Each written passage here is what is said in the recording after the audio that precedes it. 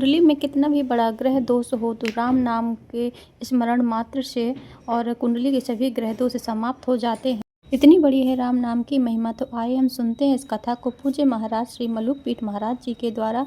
तो वीडियो को पूरा जरूर देखिएगा। महाराज जी ने बहुत ही अद्भुत राम नाम की महिमा बताई है। तो किस संख्या में हमें राम नाम, इसलिए भगवान के राम नाम का स्मरण करने वाले के विपरीत कर्मों का नाश हो जाता है, इसमें किसी भी प्रकार का संदेह नहीं है। कहेंगे हमारी जन्म कुंडली ऐसी यूं है त्यों है, हमारे भाग्य में तो है ही नहीं भजन, हम तो संसार में फंसना हमारे लिखा है, ऐसा भी उस लोग कहते हैं, बहाने बखूब बनाते हैं। लेकिन सच्ची बात यह है, आप ईमानदारी से भजन करो, सब बदल जाएगा। हमने अच्छे प्रामाणिक अनुभवी महापुरुषों से सुना है कि जिस श्रद्धा और प्रेम से नाम जप करना चाहिए, उस श्रद्धा से 1 करोड़ श्री राम नाम का जप कर ले, भगवान नाम का, हरि नाम का जप कर ले, तो उसकी जन्म कुंडली की लग्न शुद्ध हो जाती है, विपरीत लग्न भी अनुकूल हो जाती है। तन भाव की सिद्धि हो जाती है। 2 करोड़ संख्या पूरी कर ले तो धन भाव की शुद्धि हो जाती है। 3 करोड़ कर ले, करे निष्ठा और पूरी सावधानी से, अपराध से बचते हुए। हाँ भाई, जब पूरा फल लेना है तो उसका पूरी सावधानी चाहिए, आदर पूर्वक नाम जप करें। 3 करोड़ संख्या होने पर तीसरे भाव की, 4थे करोड़ होने पर तन धन सुहृद सुख, और 5वां स्थान संतान का, विद्या का होता है, ज्ञान का भी विचार वहां से किया जाता है। कई बार मोक्ष का विचार भी वहां से किया जाता है। 5 करोड़ गुरु मंत्र की अथवा नाम महाराज की संख्या पूर्ण होने से 5वें कुंडली के स्थान की शुद्धि हो जाती है। 6ठा स्थान अरि का होता है, शत्रु का होता है। ठीक से प्रेम से नाम जप कर ले, 6 करोड़ की संख्या पूरी हो जाए तो जो अपने नित्य शत्रु षड विकार हैं उनका नाश हो जाता है। लौकिक अलौकिक सब शत्रु समाप्त हो जाते हैं। 7वां स्थान कुंडली में पत्नी का होता है, जाया का स्थान, और भी कुछ चीजों का विचार वहां से किया जाता है। वो 7वें स्थान की भी शुद्धि हो जाती 7 करोड़ नाम जब पूर्ण होने पर। 8वां स्थान मृत्यु का होता है। 8 करोड़ मंत्र का जब पूर्ण हो जाए तो महाराज अपमृत्यु टल जाती है, दीर्घायु हो जाती है। तमाम लोगों को देख लो जो भजन में लग गए, कुंडली के अनुसार उन सब खत्म हो जाना चाहिए था उनको। बोले दादाजी इतने, पिताजी इतने में चले गए, दादाजी इतने में चले गए, आप इतने क्यों जी रहे हो? ये राम नाम की महिमा है। 10वां स्थान कर्म का है, कर्म की शुद्धि हो जाती है 10 करोड़ मंत्र जब पूर्ण होने पर। 11 स्थान लाभ का है, आय का है, लाभ की शुद्धि हो जाती है। और 12वां स्थान मोक्ष का है। 12 करोड़ मंत्राज का जब करते हुए मरण सुधर जाता है। 12वां स्थान मृत्यु का है।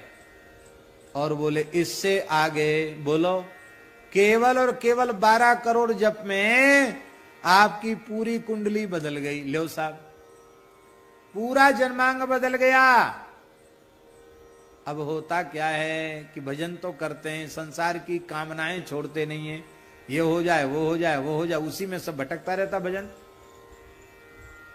जिस प्रेम से, जिस श्रद्धा से, जिस ईमानदारी से करना चाहिए, उस ईमानदारी से हमसे नहीं होता है। 1 अरब जब जिसका हो गया, ऐसे महापुरुष का दर्शन करने वाला निष्पाप हो जाता है, मुक्त हो जाता है। ठीक से 13 करोड़ मंत्राज का श्री राम जय राम जय जय राम का जप 13 करोड़ कर ले, उसे इसी शरीर से, इसी जीवन में, इन्हीं नेत्रों से भगवान का प्रत्यक्षानुभव होगा। पूज्य श्री प्रेम भिक्षु जी महाराज ने किया, और प्रणव आकार ज्योति के मध्य दिवज श्री रघुनाथ सब में विराजमान है। इसे किसी प्राणी से द्वेष नहीं, किसी से बैर नहीं, किसी के प्रति घृणा नहीं, सबके प्रति दया, क्षमा, करुणा और उपकार की भावना रहनी चाहिए। जो दूसरों से द्वेष करता है, भेद दर्शन करता है, प्राणियों से बैर करता है, वो मेरी भक्ति करते हुए भी शांति को प्राप्त नहीं कर पाता है। इसलिए सब प्राणियों में मेरा अनुभव करना यही सबसे श्रेष्ठ ज्ञान है, और सभी प्राणियों में मेरा अनुभव करना यही सबसे श्रेष्ठ भक्ति है। इसलिए क्रोध भरी दृष्टि से किसी को न देखो, सबको स्नेह भरी दृष्टि से देखो। जीवा श्रेष्ठा यजीवानाम ततः प्राणभृत शुभे ततः सचित्ता प्रवरास ततश्चेन्द्रिय वृत्तया तत्रापि स्पर्श वेदिभ्या प्रवरारस वेदिना तेभ्यो गंधविद श्रेष्ठा ततः शब्द विदो वरा। ये जो अचेतन पदार्थ हैं उनकी अपेक्षा चेतन प्राणी श्रेष्ठ हैं। उनसे श्रेष्ठ प्राण लेने वाले, सांस लेने वाले प्राणी श्रेष्ठ हैं। उनसे श्रेष्ठ इंद्रियों की वृत्ति से युक्त प्राणी हैं। सेंद्रिय प्राणियों में भी स्पर्श करने वाले प्राणियों की अपेक्षा रस का ग्रहण करने वाले मत्स्य आदि उत्कृष्ट हैं। और रसवेत्ताओं की अपेक्षा गंध का अनुभव करने वाले भ्रमर आदि प्राणी श्रेष्ठ हैं। और गंध ग्रहण करने वालों की अपेक्षा शब्द को ग्रहण करने वाले सर्पादि श्रेष्ठ हैं। उनसे भी रूप को ग्रहण करने वाले काकादि श्रेष्ठ हैं। और उनकी अपेक्षा जो ऊपर नीचे दांत वाले हैं वो प्राणी श्रेष्ठ हैं। उनमें भी बिना पैर वाले श्रेष्ठ हैं। बिना पैर वालों से बहुत पैर वाले श्रेष्ठ हैं। बहुत पैर वालों से 4 पैर वाले श्रेष्ठ हैं। और 4 पैर वालों में से भी श्रेष्ठ 2 पैर वाला मनुष्य है। मनुष्य भगवान की सृष्टि का सबसे श्रेष्ठ प्राणी है। मनुष्य श्रेष्ठ है। मनुष्यों में ततो वर्णास्य चत्वारस्तेषां ब्राह्मण उत्तमा। मनुष्यों में 4 वर्ण हैं, ब्राह्मण क्षत्रिय वैश्य शूद्र। उनमें ब्राह्मण उत्तम है। ब्राह्मणों में जो वेद को जानने वाला वेदज्ञ ब्राह्मण श्रेष्ठ है। वेदज्ञों में भी वेदों का परम तात्पर्य जानने वाला ब्राह्मण श्रेष्ठ है। तात्पर्य जानने वालों में भी जो संशय छेदता है, संदेह को निवृत्त करने वाला वो ब्राह्मण श्रेष्ठ है। और उनसे भी वर्णाश्रमोचित अपने धर्म का निष्काम भाव से पालन करने वाला श्रेष्ठ है। आसक्ति का त्याग और अपने धर्म का निष्काम भाव से पालन करने वाला श्रेष्ठ है। अब अंतिम बात कह रहे हैं। श्रेष्ठता की कक्षा को बढ़ाते बढ़ाते अंतिम कक्षा की बात कह रहे हैं। सबसे श्रेष्ठ कौन है? क्या प्यारा श्लोक है महाराज। सब कुछ न्यौछावर है इस श्लोक के ऊपर। तस्मान मय्यर्पिता शेष क्रियार्थात्मा निरंतरः मय्यर्पितात्मनः पुंसो मयि सन्न्यस्त कर्मणा न पश्यामि परम भूतम अकर्तु समदर्शना। क्या प्यारी बात है। जो लोग कर्म और कर्म के अनुष्ठान से जन्य फल, माने गुरुजी क्रिया और क्रिया का फल दोनों को भगवान की प्रसन्नता के लिए ही करते हैं। कोई लौकिक पारलौकिक भोगों की प्राप्ति के लिए नहीं, किसी वस्तु व्यक्ति पदार्थ के लिए नहीं, भगवान की प्रसन्नता के लिए करते हैं। और करने के बाद भगवान को ही समर्पण कर देते हैं। इतना ही नहीं, इस कर्म का साधन जो शरीर है, इंद्रियां हैं, बहिरिंद्रियां, ज्ञानेन्द्रियां, कर्मेंद्रियां और अंतरिंद्रिय।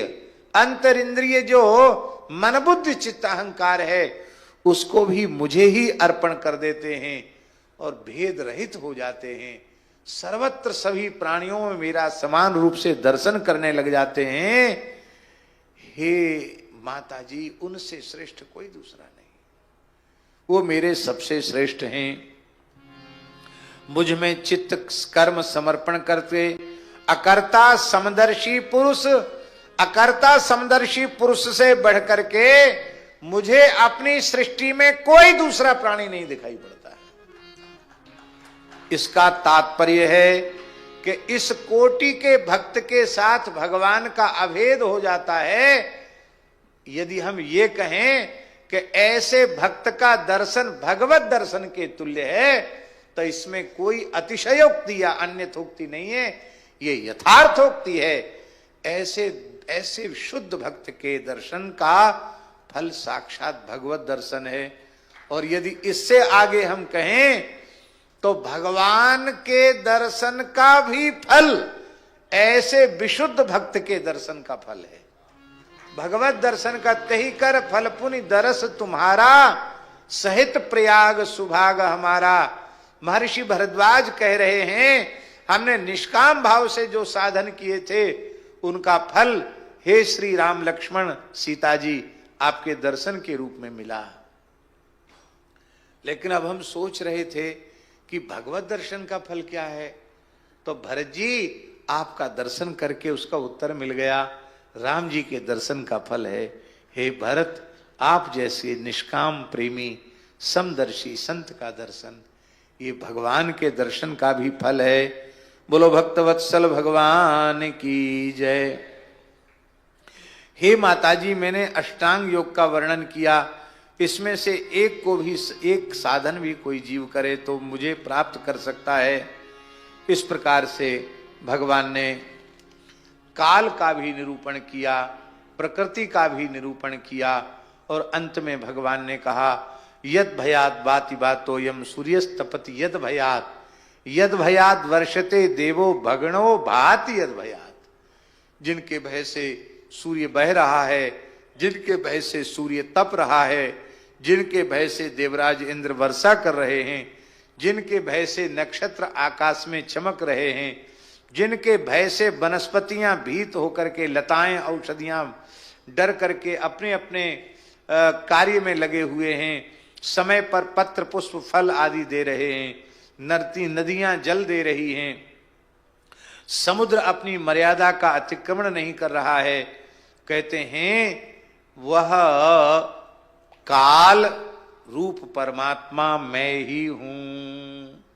बोलो भक्तवत्सल भगवान की जय। और इस मुझ परमात्मा के, कालात्मा विश्वात्मा परमात्मा के चरणों का आश्रय शरणागति, यही जीव को अभय पद दे सकती है, और कोई दूसरा अभय पद देने में समर्थ नहीं है। अभी 30वें अध्याय में और 31वें अध्याय में बड़ा सुंदर वर्णन है। फिर 32वें अध्याय में धूम्र मार्ग अर्चिरादि मार्ग का वर्णन है, और फिर भक्ति की उत्कृष्टता का वर्णन है, और अंत में भक्ति की उत्कृष्टता का वर्णन करने के बाद भगवान ने अपने प्रवचन को संपन्न किया है। ये जो कथा है 7 दिन तो पूरे हो गए, कम से कम 3-4 दिन की कथा अभी और है, तब होगा कपिलोपाख्यान। जैसे चल रहा है उस विधि से, और यूं तो भागवत के सप्ताह में तो 10-5 मिनट में कपिलोपाख्यान हो जाता है, हम ही कर देते हैं, 2-5 मिनट में हम ही कर देते हैं। लेकिन इस पद्धति से जैसे एक एक श्लोक के भाव का अनुभव करते हुए स्मरण किया जा रहा है, इस पद्धति से अभी कम से कम 3-4 दिन कथा और चले, तब कपिलोपाख्यान होगा। और घड़ी कह रही है कि आज दिन भर सब थके हुए हैं, 8:20 होने जा रहा है, अधिक आगे बढ़ने की सलाह नहीं दी जा सकती है, हैं? तो देह गेह में आसक्त पुरुष वो अधोगति को प्राप्त होते हैं। इस बात को अच्छी प्रकार से समझना। मनुष्य योनि को प्राप्त जो जीव है उसकी गति क्या है, गर्भ में स्थित जीव कैसी स्तुति करता है उसका वर्णन है। और यहां महाराज जी कपिलोपाख्यान में भगवान ने 3 मार्ग बताए, एक धूम्र मार्ग बताया, एक अर्चिरादि मार्ग बताया, एक तमो मार्ग बताया। देह गेह में आसक्त पुरुषों की अधोगति ये तमो मार्ग है। कर्मकांड के माध्यम से चंद्र मार्ग का आश्रय लेकर के स्वर्गादि लोकों को प्राप्त करना और क्षीणे पुण्य मर्त्यलोकम विशंति ये धूम्र मार्ग है। और विशुद्ध ज्ञान का, विशुद्ध भक्ति का जो मार्ग है वो अर्चिरादि मार्ग है। इस अर्चिरादि मार्ग से शुद्ध भक्त, शुद्ध ज्ञानी, शरणागत भक्त भगवान के उस धाम को जाते हैं जिस धाम के संबंध में श्रुति भगवती कह रही है न स पुनरावर्तते, न स पुनरावर्तते। लौट करके फिर वह जीव इस दुख में, संसार चक्र में नहीं आता है। जब कोई जीव अपने देह का त्याग करता है भगवत भक्त, तो तीनों लोकों में उत्सव मनाया जाता है। उसका मरण भी महोत्सव हो जाता है। क्या? मरण शोक नहीं होता, मरण महोत्सव हो जाता है। श्री चैतन्य महाप्रभु जी की परंपरा में, गौड़ीय परंपरा में, गुरु जी विरक्त संतों को जब जल समाधि देते हैं तो जिस दिन जल समाधि होती है उसके ठीक दूसरे दिन एक उत्सव होता है। अब कर्मकांड की दृष्टि से आप देखेंगे तो कहेंगे ये क्या, अभी तो 10 दिन 12 दिन 13 दिन नहीं हुए और ये मालपुआ खाना शुरू कर दिया, ये क्या मतलब हुआ?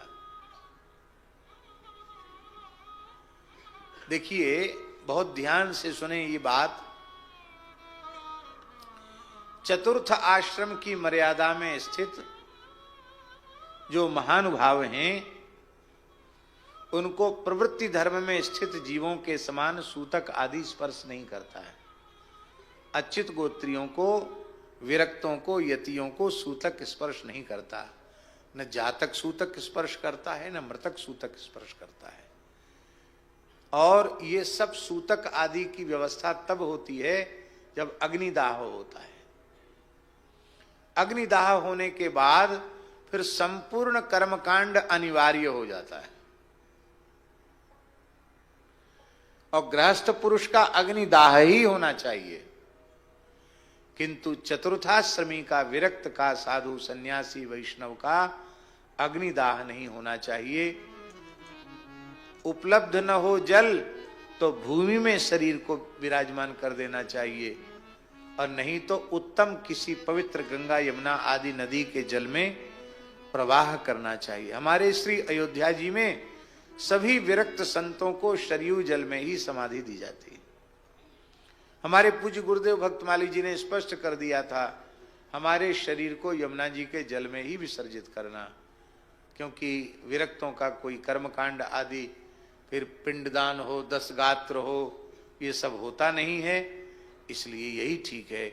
फिर क्या करते हैं, पूरे समय तक षोडशी, जब तक षोडशी महोत्सव नहीं हो जाता तब तक लगातार पाठ पूजन, कथा, कीर्तन, उत्सव महोत्सव होता है। उसमें कोई थोड़ा होता कि सब लोग बैठ के लोग रोएं। क्यों रोएंगे, किसके लिए रोएंगे? तो श्री चैतन्य महाप्रभु की परंपरा में राम जी एक उत्सव होता है, उसका नाम है कांदा महोत्सव। भक्त को कंधा दिया तो उत्सव मनाओ। नामाचार्य श्री हरिदास ठाकुर ने अपने देह का विसर्जन कर दिया तो श्री चैतन्य महाप्रभु उनके देह को लेकर नाचने लगे। स्वयं उनको कंधे पर ले जाकर के उनको समाधिस्थ किया महाप्रभु श्री चैतन्य देव ने, और स्वयं उनका कांधा उत्सव महाप्रभु जी ने किया। अपने जीवन में कभी स्वयं भिक्षा नहीं मांगी, पर पुरी में अपने काशाय उत्तरी को फैला करके भिक्षा मांगी और उससे भंडारा किया, उत्सव किया।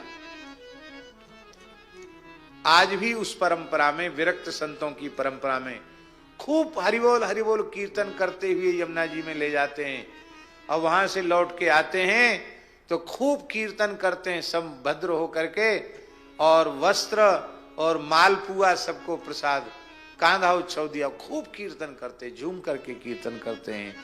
और उस कांधा उत्सव के प्रसाद की बड़ी महिमा का वर्णन किया जाता है। अमुक सिद्ध संत भगवान के धाम को गए हैं, उनके उत्सव का प्रसाद है। बोलो भक्तवत्सल भगवान की। यहीं से उत्सव शुरू हो जाता है।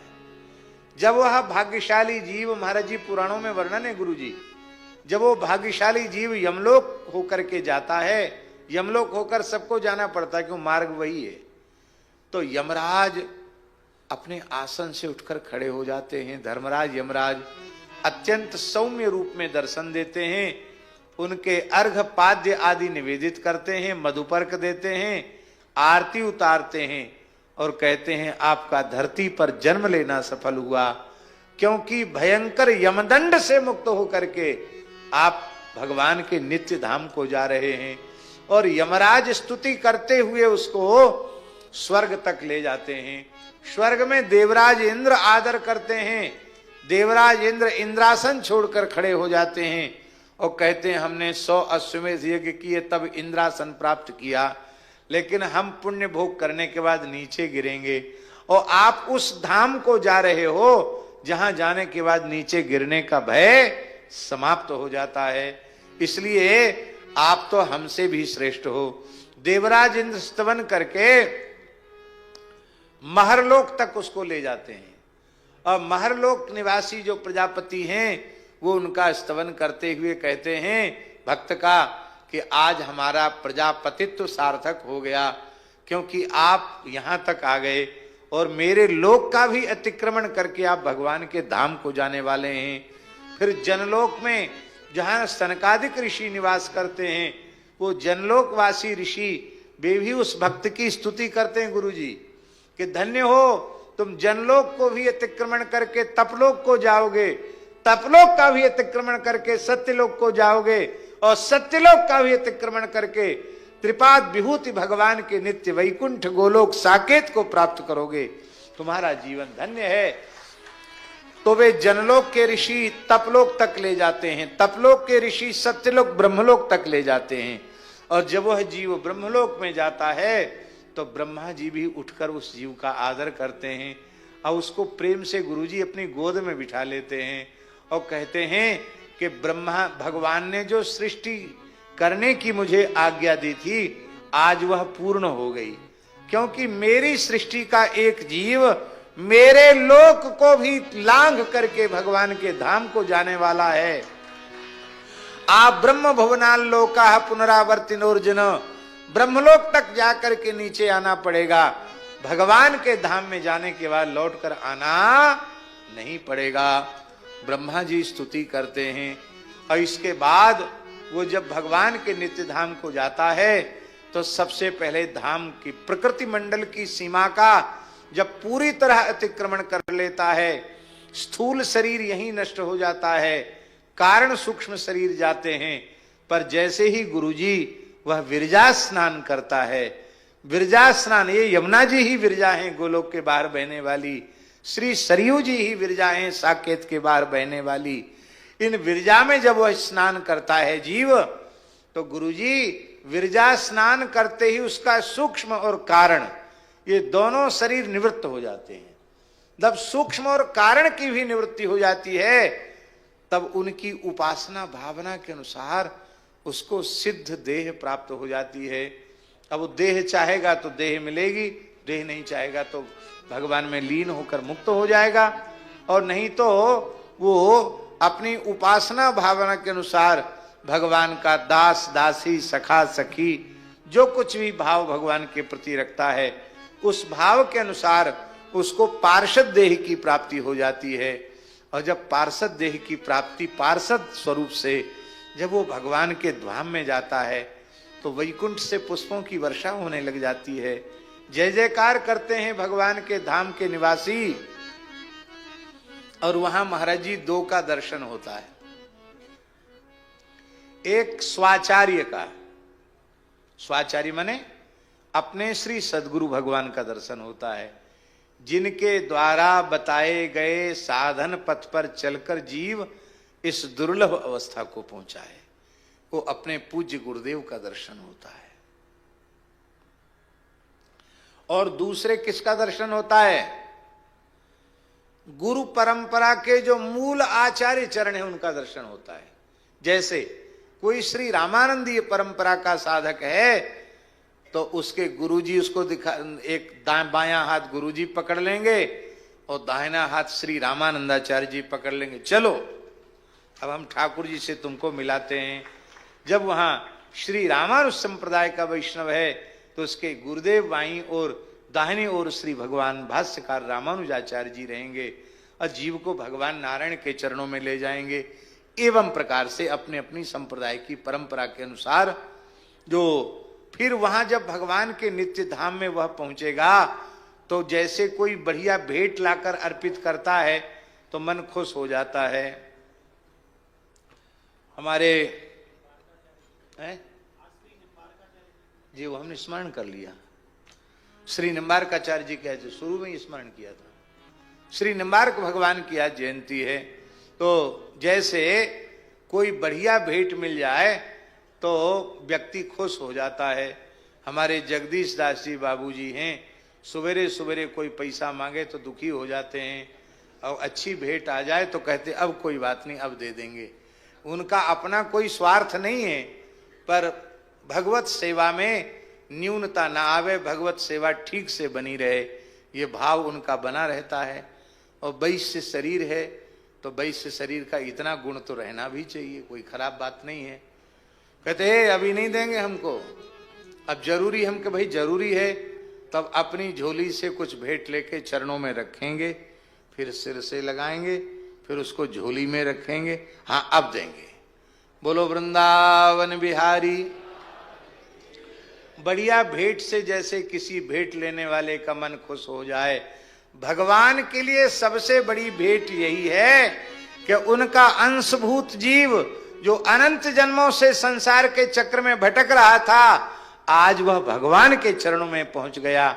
भगवान की इससे बड़ी भेंट कोई दूसरी हो ही नहीं सकती है। इस भेंट को जब गुरुजी और आचार्य चरण अर्पित करते हैं, चरणों में डाल देते हैं, बोले महाराज एक बढ़िया भेंट आपको लाए हैं, ठाकुर जी प्रसन्न हो जाते हैं। अब प्रसन्न होकर ठाकुर जी लपक करके उस जीव को अपनी गोद में बिठा लेते हैं। बोलो भक्तवत्सल भगवान की जय। उस जीव को जब अपनी गोद में बिठा लेते हैं और ऐसे प्रसन्न होते हैं जैसे किसी माँ का इकलौता पुत्र खो गया हो और वह दिन रात रो रही हो, व्याकुल हो, और वो मिल जाए तो कितनी खुश होगी माँ, वाणी से वर्णन नहीं किया जा सकता है। एक माँ में अपने संतान के प्रति इतना वात्सल्य है। भगवान वात्सल्य गुण के समुद्र हैं, उनका जीवों के प्रति कितना वात्सल्य है ये अनिर्वचनीय है। उनके वात्सल्य का व्याख्यान संभव नहीं है। वो भगवान प्रेम विभोर हो जाते हैं, अपने प्रेमाश्रु जल से उस जीव का सिंचन कर देते हैं और उस समय जीव गदगद होकर के, भाव में भर करके, कृतज्ञ होकर के भगवान की स्तुति करता है। अन्नोहम अन्नोहम, मैं आपका अन्न हूं, अन्नादस्त्वम अन्नादस्त्वम, मैं आपका अन्न हूं और आप मेरे अन्नाद हैं। अन्न माने भोग्य, मैं आपका भोग्य हूं और आप ही मेरे एकमात्र भोक्ता हैं। भोग्य वस्तु भोक्ता के निकट पहुंचती है तो वो सफल हो जाती है, सार्थक हो जाती है। ऐसे ही आज हमारा जीवन सार्थक है। फिर भगवान उसको अपने धाम में अपनी नित्य सेवा प्रदान कर देते हैं। तो माता जी मेरी भक्ति की ऐसी महिमा है। अब महाराज जी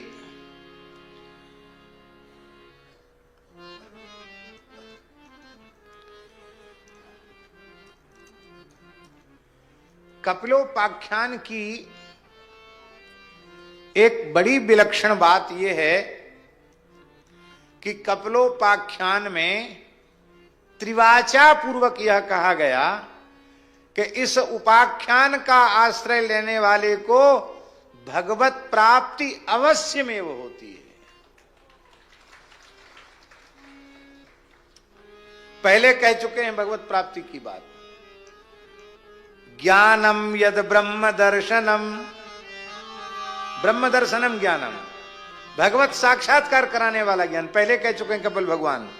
अब क्या कह रहे हैं? अब कह रहे हैं कि हे माताजी, जो मैंने तुम्हें दुर्लभ उपदेश दिया है, खल को, दुष्ट को, दुर्विनीत को, घमंडी को, दुराचारी को, धर्मध्वजी को, दंभी पुरुष को ये मत दे देना। ये अति दुर्लभ उपाख्यान है।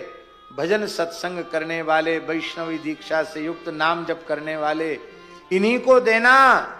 विषय लोलुप को मत देना, गृहासक्त को मत देना, जो मेरा भक्त न हो उसको मत देना, और जो मेरे भक्तों से द्वेष करता हो उसको भी न देना। श्रद्धावान को देना, भक्त को देना, विनीत को देना, दूसरों के प्रति दोष दृष्टि न रखने वाले को देना, और सब प्राणियों के प्रति मैत्री भाव रखने वाले को देना। सब प्राणियों में मैं ही विराजमान हूं, ऐसा विचार करके जो सबकी सेवा करता है, ऐसी सेवा करने वाले को ये देना। शरीर संसार से जिसका वैराग्य हो चुका है, जिसका चित्त शांत है, जिसमें मात्सर्य नहीं है, जो बाहर भीतर से पवित्र है, मैं ही जिसका एकमात्र प्राणधन जीवन धन हूं, ऐसे भाग्यशाली अधिकारी जीव को देना। जब इसको दोगे तो क्या होगा, इसका मतलब ये मत समझ लेना ये लक्षण तो हम में है नहीं तो हम क्यों सुने।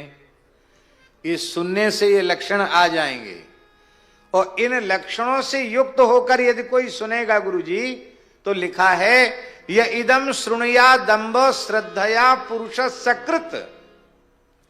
श्रद्धा पूर्वक केवल एक बार सुन लेगा कपिलोपाख्यान, यो वा विधत्ते मत चित्ता सह्येति पदवीम च मे। कहते हैं जो एक बार भी कपिलोपाख्यान का श्रवण कर लेता है, कहते हैं वह निश्चित ही मेरे चरण कमलों को प्राप्त होगा, इसमें संदेह नहीं है। सकृत माने एक बार। पूज्य बक्सर वाले मामा जी एक बात कहते थे, सब तीर्थ बार बार गंगा सागर। इसका मतलब क्या है कि गंगा सागर एक ही बार जाना चाहिए। हमने किसी पुराण में नहीं पढ़ा कि गंगा सागर तीर्थ एक ही बार जाना चाहिए। बड़ी भारी गंगा सागर तीर्थ की महिमा है, बार बार जाना चाहिए। वो एक बार इसलिए कहते होंगे लोग, उस जमाने में वहां की यात्रा बड़ी कठिन थी, एक बार हो जाए तो बहुत समझो। पर पूज्य बक्सर वाले मामा जी कहते थे भागवत के सारे उपाख्यान बार बार, गुरुजी भागवत के सारे उपाख्यान बार बार, पर कपिलोपाख्यान एक बार। ये भागवत का गंगा सागर तीर्थ है, कपिल भगवान के ज्ञान का समुद्र, और देवहूति माता की भक्ति की प्रेम की गंगा, इन दोनों का मिलन जो कपिलोपाख्यान रूपी गंगा सागर महातीर्थ है। इसमें कोई वक्ता श्रोता एक बार गोता लगा ले तो संसार सागर में एक ही बार आना पड़ेगा, फिर द्वारा किसी माता के गर्भ में प्रवेश नहीं करना पड़ेगा। दो बार हो गई भगवत प्राप्ति, पहले फिर भगवत प्राप्ति फिर कही। अब भगवान ने कहा कि माताजी और कुछ सुनना चाहती हो तो बताओ।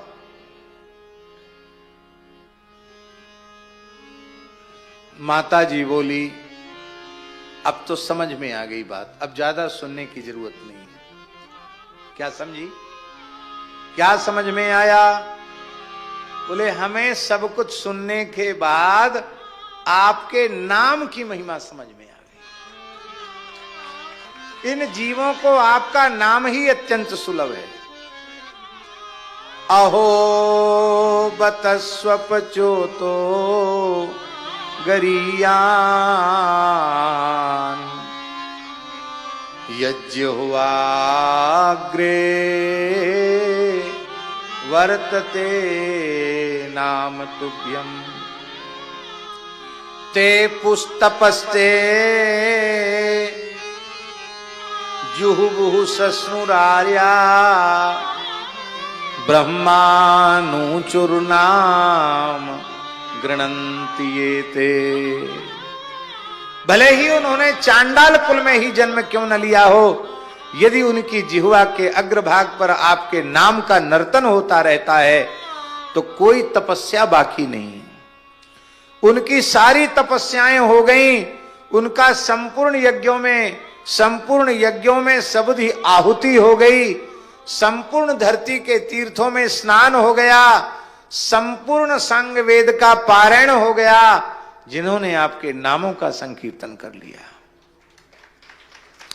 यन्नामधेय श्रवणानुकीर्तनात् यत् प्रहुवणात् यत् स्मरणादपि क्वचित् स्वादोपि सद्यः सवनाय कल्पते कुतः पुनस्ते भगवन्नुदर्शनात्। आपके नाम का कोई श्रवण करे, आपके रूप लीला का कथा का श्रवण करे, आपके चरणों में कभी कभार प्रणाम कर ले, ऐसा भूले भटके आपकी भक्ति का आचरण करने वाला भी चांडाल सोमयाजी ब्राह्मण के समान आदर का पात्र हो जाता है। फिर किसी भक्त को आपकी उपासना करते करते आपका साक्षात्कार हो जाए तब तो कहना ही क्या है। यहां गुरुजी सवनाय कल्पते का अर्थ है, कल्प प्रत्यय जो होता है ईषद समाप्तौ कल्पदेश से देसी यरा, ईषद अर्थ में कल्प प्रत्यय है। इसका अर्थ है ब्राह्मण हो जाता है, ऐसी बात नहीं है। ब्राह्मण तो वही होगा जो ब्राह्मणी के गर्भ से ब्राह्मण के द्वारा उत्पन्न है। इसका तात्पर्य है कि भक्ति की महिमा यह है कि जैसे सोमयाजी ब्राह्मण आदर का पात्र होता है, ऐसी भगवत भक्त किसी जाति का हो, यदि वो विशुद्ध भगवत भक्त है तो वह आदर का पात्र हो जाता है। ये कहने का देवहूति माता का आश्रय है। दक्षिण भारत के एक भक्त थे गुरुजी, अंत्यज कुल में उत्पन्न हुए थे। एक जगह दाक्षिणात्य ब्राह्मण श्रौत याग कर रहे थे और वो महात्मा वहां से निकले, भगवान के नाम का स्मरण करते हुए एकदम प्रेमावेश में जा रहे थे। और ये बोले ये अंत्यज है, इसके सामने मंत्र पाठ नहीं करना चाहिए। सब चुप हो गए, वेद पाठ बंद कर दिया। महात्मा तो सहज भाव से आगे बढ़ गए। अब गुरुजी जितने ब्राह्मण श्रौत यज्ञ में दीक्षित थे सबको वेद विस्मृत हो गया, भूल गया वेद, यहां तक कि उन्हें गायत्री मंत्र भी भूल गया। अब वो एक दूसरे का मुंह टुकुर मुकुर देखें, बोले ये हुआ क्या, हम संध्योपासन के मंत्र भूल गए, गायत्री भूल गए, याद नहीं आ रहा है। अकस्मात सारा श्रुति ज्ञान विलुप्त कैसे हो गया। अंत में विचार करते करते वो इस निर्णय पर पहुंचे कि भगवत भक्त में जाति बुद्धि करके उसका जो मानसिक तिरस्कार किया, उस भक्तापराध से ही लगता है हमारा ज्ञान विलुप्त हुआ है, तो चलें भक्त से क्षमा याचना करें। तो वे सब ब्राह्मण अपनी यज्ञशाला से निकले और जल्दी जल्दी चलने लगे। वो महापुरुष धान की खेत की मेड़ से जा रहे थे, अष्टाक्षर का अनुसंधान करते हुए वो आगे बढ़ रहे थे। ब्राह्मणों का महाराज महाराज रुकिए रुकिए रुकिए, खड़े हो गए। देखा ब्राह्मण आ रहे हैं तो भी इतने विनम्र थे, उन्होंने भूमिष्ठ होकर साष्टांग प्रणाम किया और कहा ब्राह्मण तो साक्षात भगवान की विभूति है, कहो आप सब क्यों पधारे हो।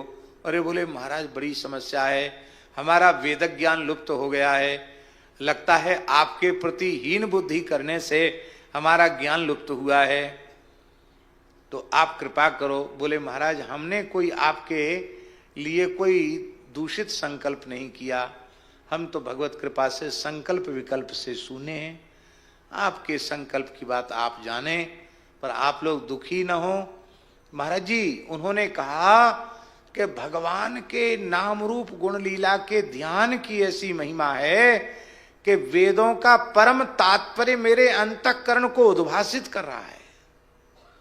सारे शास्त्रों का मर्म हमारे भीतर प्रकाशित है, लेकिन शास्त्र की मर्यादा है, इस प्रकार का उपदेश ब्राह्मण के ही मुख से होना चाहिए, इसलिए हम उपदेश देने के पात्र नहीं हैं।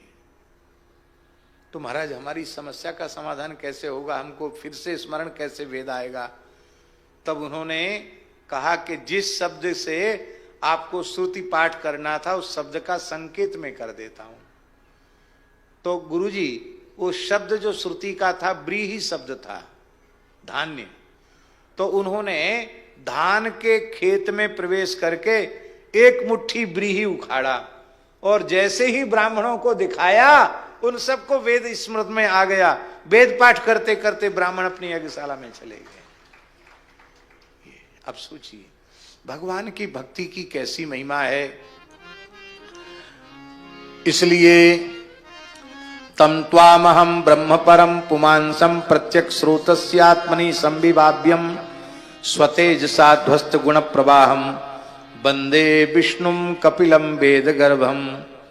इस वाक्य को आप सब उच्चारण कर लें। वंदे विष्णुम वंदे विष्णु कपिलम वेद गर्भम कपिलम वेद गर्भम वंदे विष्णुम वंदे विष्णु कपिलम वेद गर्भम कपिलम वेद गर्भम वंदे विष्णुम वंदे विष्णु कपिलम वेद गर्भम। कपिलम वेद गर्भम। भगवान ने माता जी को प्रणाम किया और महाराज जी यहां लिखा है कि जब भगवान जाने लगे तो माता जी तो आखिर माता जी हैं, थोड़ा सा भगवान का वियोग उनको हुआ। वात्सल्य भाव तो जानती हैं कि भगवान है, पर आखिर तो बेटा है ना, इसलिए वात्सल्य भाव जगा और थोड़ा सा माता जी दुखी भी हुई। लेकिन भगवान प्रणाम करके आगे बढ़ गए और आज भी भगवान कपिल गंगा सागर तीर्थ में विराजमान है। बोलो कपिल भगवान की जय। देव दुर्लभ ऐश्वर्य को त्याग करके और महाराज श्री देवहूति माता भजन में लग गई। महाराज जी लिखा है ज्ञात तत्वाप्यभू नष्टे वत्से गौरीव वत्सला। यद्यपि माता को तत्व ज्ञान हो चुका था, लेकिन किसी गाय का बछड़ा मर जाए और वह गाय हुंकारी करने लग जाए, ऐसी कपिल के लिए थोड़ी देर माता रोई। ये प्रेम है। तत्व ज्ञान होने पर भी प्रेम तो रहता ही है, प्रेम के कारण रोई। बाद में भगवान ने जो उपदेश दिया था उस उपदेश को उन्होंने अपने हृदय में धारण किया और महाराज जी ऐसा भजन किया, ऐसा भजन किया, ऐसा भजन किया कि उनका शरीर द्रवित हो गया, पिघल गया और बहकर सिद्धिदा नाम की नदी के रूप में परिवर्तित हो गया। योगियों को, भक्तों को सिद्धि देने वाली सिद्धिदा नदी। भैया जहां मारने का संकल्प लेकर आने वाली, विश्लेप करके आने वाली बाल हत्यारिणी पूतना को माता की गति दी जाती है, वहां अपनी साक्षात माता हो और इस प्रकार से भजन करने वाली हो कि भजन करते करते ये मलमूत्र का भांड पांच भौतिक शरीर भी दिव्य हो जाए, चिन्मय हो जाए, एक तीर्थ के रूप में प्रकट हो जाए। ऐसी माता को भगवान क्या देंगे, उसकी गति का कौन वर्णन कर सकता है। बोलो देवहूति माता की जय। कहते हैं अब अंतिम तीसरी बार है, दो बार कह दिया भगवत प्राप्ति की बात, अब तीसरी बार कह रहे हैं य इदम अनुसृणोति यो विधत्ते कपिल मुनेर मतमात्म योग गुह्यम भगवती कृतधी सुपर्ण केतावुपलभते भगवत पदार विंदम। जो इस कपिल भगवान के दिव्य संवाद का श्रद्धा पूर्वक श्रवण करता है, वर्णन करता है, उसको क्या लाभ होता है। भगवती कृतधी, उसकी बुद्धि भगवान में लग जाती है। ध्यान में आई बात नहीं आई। बुद्धि किसका नाम है, जो मन को नकेल डाल के रखती है, मन को नचाती है। जब बुद्धि भगवान में लग जाएगी तो मन भगवान में लग जाएगा, मन बुद्धि भगवान में लग जाएंगी तो इंद्रियां कहां लगेंगी? भजन में ही लगेंगी, सेवा में ही लगेंगी। ये जीव की सर्वोच्च अवस्था है। कहते हैं फिर क्या होता है, जब इस प्रकार से मुझ में मन बुद्धि लग जाती है तो एक बड़ा सुंदर भाव है, पूज्य गुरुदेव भक्तमाली जी का दिया हुआ। बोले सुपर्ण केता उपलब्धते, कहने का क्या अर्थ है? महाराज जी का दिया हुआ भाव। बोले और जो साधन करके भगवान को प्राप्त कर रहे हैं उनके लिए भगवान अपने पार्षदों को भेजेंगे लेने के लिए, लेकिन गरुड़ की ध्वजा से चिन्हित ध्वजा तो केवल भगवान की ही है। भगवान का नाम गरुड़ ध्वज है। वो गरुड़ ध्वज भगवान के द्वारा उपदिष्ट कपिलोपाख्यान के अनुसार जो साधन करके भगवान को प्राप्त करता है, उसको लेने के लिए भगवान अपने पार्षदों को नहीं भेजते, स्वयं भगवान लेने के लिए आते हैं। ये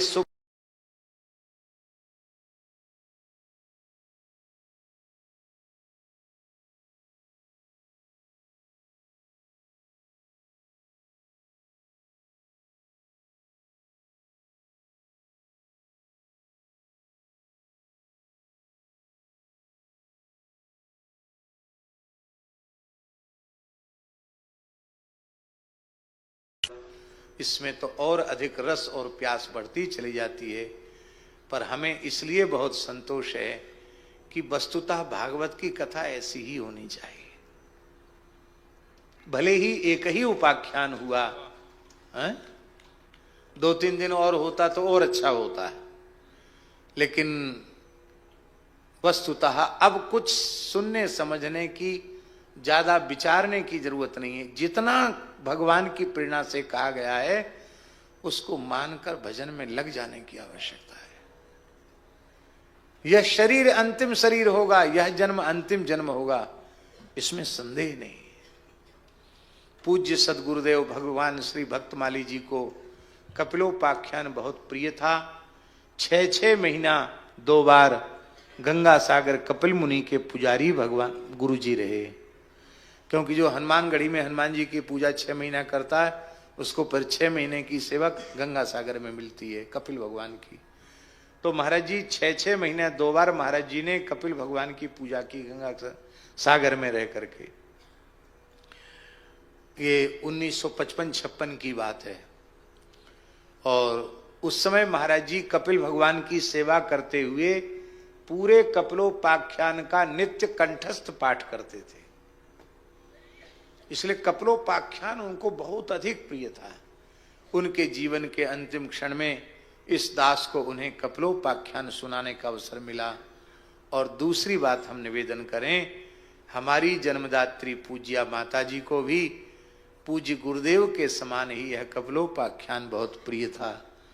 तो हमने पहले से तो कोई सोचा नहीं था कि हम क्या सुनाएंगे, लेकिन यहाँ पहले दिन बैठकर मंगलाचरण करते ही अपने आप पूज्य सदगुरु भगवान की प्रेरणा से और वंदनीय माता जी की प्रेरणा से भाव जगा कि दोनों को ही यह उपाख्यान प्रिय है, हम सबके लिए परम कल्याणकारी है। तो क्यों ना इसी को माध्यम, इसी का आश्रय लेकर के हम लोग अपना कालक्षेप करें, जीवन जन्म सार्थक हो। श्री सदगुरु भगवान के चरणों में, वे ही इस कथा के प्रधान श्रोता मनोरथी यजमान हैं। अब यजमान सबको दक्षिणा देता है, देता कि नहीं? तो श्री गुरुदेव यजमान हैं, उनसे हम सबको दक्षिणा चाहिए। वक्ता को भी दक्षिणा चाहिए, जितने श्रोता हैं उन सबको दक्षिणा चाहिए। जो यहाँ बैठ के सुन रहे हैं उनको तो चाहिए, जो आधुनिक विज्ञान के माध्यम से दूर दूर तक बैठ के सुन रहे हैं उनको भी चाहिए। क्या चाहिए आपके मन की आप जाने, हम निर्धारित कर रहे हैं। हे गुरुदेव भगवान, कपिलोपाख्यान में जो हम लोगों ने कहा सुना है वो हम लोगों के जीवन में उतर जावे, यही दक्षिणा हम लोगों को चाहिए और हमको दूसरी दक्षिणा नहीं चाहिए। बस प्रभु, इन्हीं शब्दों के साथ विराम। 10वें स्कंध में गिरिराज पूजन तक का प्रसंग हो चुका है। बड़ी सुंदर सुंदर लीलाएं हैं। प्रधान रास लीला है, मथुरा लीला है, फिर द्वारिका लीला है। एकादश में भगवान की संवरण लीला है, उद्धव जी को उपदेश देने वाली लीला है। 12वें स्कंध में बड़े से बड़े समर्थ पुरुषों को भी भक्त के तिरस्कार का परिणाम भोगना पड़ता है।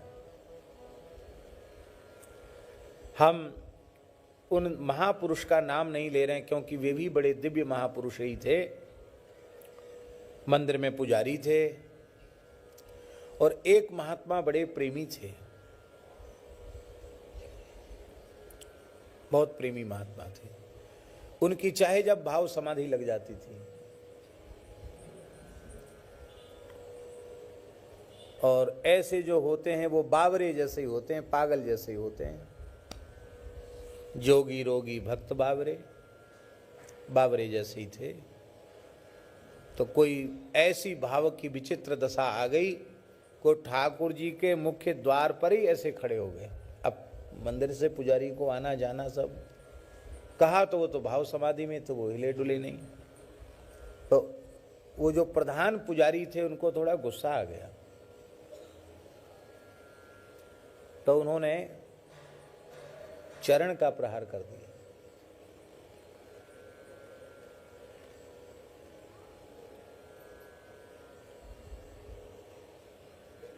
वे तो शरीर की स्थिति में थे ही नहीं, वो गिर गए।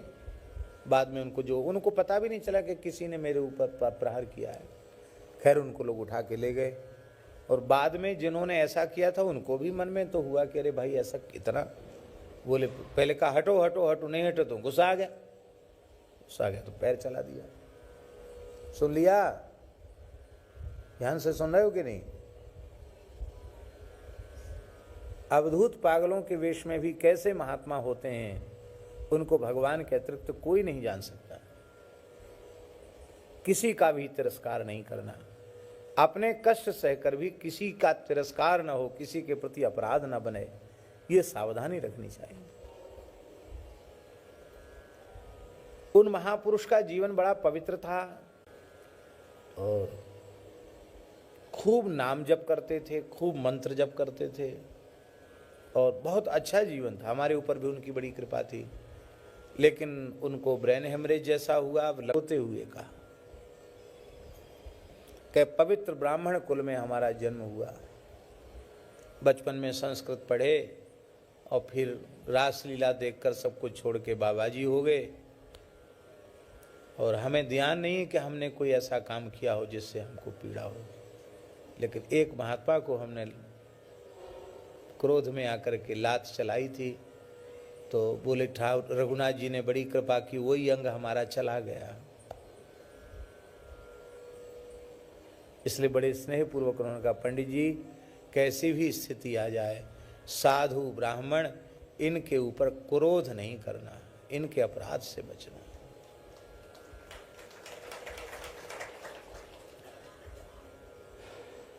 इनका सत्कार भगवान का सत्कार है, इनका तिरस्कार भगवान का तिरस्कार है। गौ ब्राह्मण संत ये सब भगवान की विभूति हैं, इनका तिरस्कार भगवान का तिरस्कार है। और यह तो प्राथमिक अवस्था की बात है। वस्तुतः सिद्धावस्था में पहुंचने के बाद तो कौन ऐसा है जो भगवत स्वरूप न हो, सब कुछ भगवान ही है। इसलिए किसी का भी तिरस्कार भगवान का तिरस्कार है। जिन पदार्थों के प्रति हमारी जड़ बुद्धि है शास्त्री जी, उसमें भी चैतन्य चिदघन परमात्मा समान रूप से परिव्याप्त है। इसलिए जड़ को भी जड़ मानकर अपमानित करना, वो भी परमात्मा का ही तिरस्कार है। हाँ, क्या कहना, बिना भगवान के कोई वस्तुतर है ही नहीं, सब में भगवान समान रूप से व्याप्त है। बोलो भक्तवत्सल भगवान की। इसलिए भगवान के भक्त का हर स्थिति में आदर करना। कैसे समझ में आवे कि भगवान का भक्त है? भक्त माने भाग, भक्त माने अंश, भक्त माने हिस्सा। ये प्रकृति और जीव, चेतन अचेतन दोनों ही भगवान के ही अंश हैं। इसलिए केवल यह अधमाधम ऐसा है जो भगवान की भक्ति से विमुख है, भक्ति से शून्य है। बाकी जितने प्राणी हैं सब भगवान के महान भक्त हैं। ऐसा मानकर सबका आदर करना ये ज़्यादा अच्छा है। उसका कारण ये है कि जिनमें भक्ति के संस्कार दिखाई पड़ रहे हैं, वैष्णवता के चिन्ह दिखाई पड़ रहे हैं, वे प्रकट भक्त हैं। कुछ ऐसे भी भक्त होते हैं जिनमें वैष्णवता के चिन्ह दिखते नहीं, पर वे महान भक्त होते हैं। तो ऐसे अंतर्निष्ठ भक्तों का तिरस्कार हो जाएगा। इसलिए अपने को अभक्त मानो, बाकी सबको भगवान का भक्त मानो। किसी अभक्त को भक्त मानकर हमने श्रद्धा की तो श्रद्धा का लाभ हमको मिल जाएगा, और हुआ कोई महान भक्त और हमने उसको भक्त नहीं माना तो भक्त में अश्रद्धा करने के अपराध से हमारी अनुभूति भी विलुप्त हो सकती है।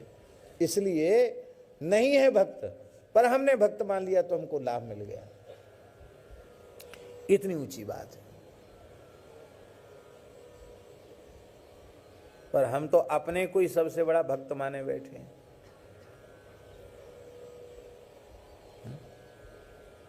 सूरदास जी से पूछो, श्री तुलसीदास जी से पूछो। एक उद्धव जी का स्वरूप है, एक वाल्मीकि जी का स्वरूप है, लेकिन इनकी दीनता देखो, ये अपने को भक्त मानते हैं। आहा, ऐसा अपूर्व दैन्य होता है जिनके अंतःकरण में प्रतिष्ठित भक्ति महारानी उनके हृदय भवन को अविचल भाव से विराजमान होकर के धन्याति धन्य बना देती। तो महाराज जी कहते थे कि भक्त तत्व में तो भक्त तत्व है ही, भक्ति का अंतर्भाव भी भक्त तत्व में, गुरु का अंतर्भाव भी भक्त तत्व में, और भगवान का भी अंतर्भाव भक्त तत्व में। क्योंकि जिसके अंतःकरण में भक्ति हो वो भक्त है। जीव की प्रेम करने की, भक्ति करने की सामर्थ्य ही कितनी है, अत्यंत अल्प है, पर भगवान अनंत शक्ति संपन्न है। वस्तुतः जीव की सामर्थ्य क्या जो भगवान की भक्ति करे, भगवान से प्रेम करे। ईमानदारी से विचार करने पर लगता है भगवान ही भक्तों की भक्ति करते हैं। हम भगवान से ठीक से भक्ति का निर्वाह नहीं कर पाते हैं, और अकेले भगवान विविध रसों के, भावों के उपासक भक्तों के साथ एक साथ पूरी तरह निर्वाह कर लेते हैं। तो बड़ा भक्त कौन हुआ? भगवान।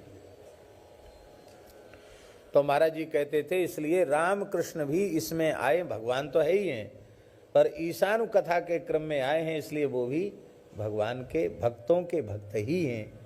इसलिए और भक्तों ही भगवान हैं। गोस्वामी जी दोहावली में कह रहे हैं, अंतर्यामी गर्भगत, अंतर्यामी गर्भगत संत सुंदरी माही, तुलसी पूजे संत के, दो पूजे जाए। गर्भिणी के गर्भगत शिशु को तुष्ट पुष्ट करने का एक ही साधन है, गर्भिणी को सुख प्रदान किया जाए, उसको रस्य स्निग्ध सात्विक पवित्र आहार दिया जाए, पौष्टिक आहार दिया जाए, वो गर्भगत शिशु पुष्ट हो जाएगा। ऐसे ही भक्तों की सेवा से भगवान की तृप्ति होती है। महाराज जी पुराणों में लिखा है, लक्ष्मी जी ने पूछा कि भगवान मंदिरों में आपको लोग भोग लगाते हैं, आप खाते हो कि नहीं? तो भगवान ने कहा चक्षुषा गृह्णामि पद्मजे, हे पद्मजे, हे कमलोद्भवा लक्ष्मी, मैं अपने नेत्रों से उस पदार्थ को ग्रहण कर लेता हूँ। खाते ही नहीं? बोले हाँ खाते हैं। कैसे खाते हैं? तो भगवान कह रहे रसम वैष्णव जिह्वया, जब मुझे रसास्वादन करने का मन होता है तो इन पवित्र साधु ब्राह्मणों की जिह्वा पर बैठ करके मैं कहता हूँ वाह रबड़ी बहुत बढ़िया लच्छेदार बनी है, और लाओ और परोसो, और महाराज मथुरा वाली खीर क्या कहना। हमने तो 2-3 बार पाई, 2 बार कम से कम पाने का स्मरण है हमको। पूरी धरती पर ऐसी खीर नहीं होती होगी जैसे मथुरा के पूज्य चतुर्वेदी ब्राह्मण जैसी खीर पाते हैं। यहां 52 रुपये हमने पाई, उसमें शक्कर नहीं पड़ती है खीर में, पत्थर पर परोसी जाने वाली खीर, अधौटा दूध की बढ़िया घुटेमा खीर, और ऊपर से घी और बूरा दिया जाता है, एकदम आड़े हाथ घी और आड़े हाथ बूरा, वो है खीर।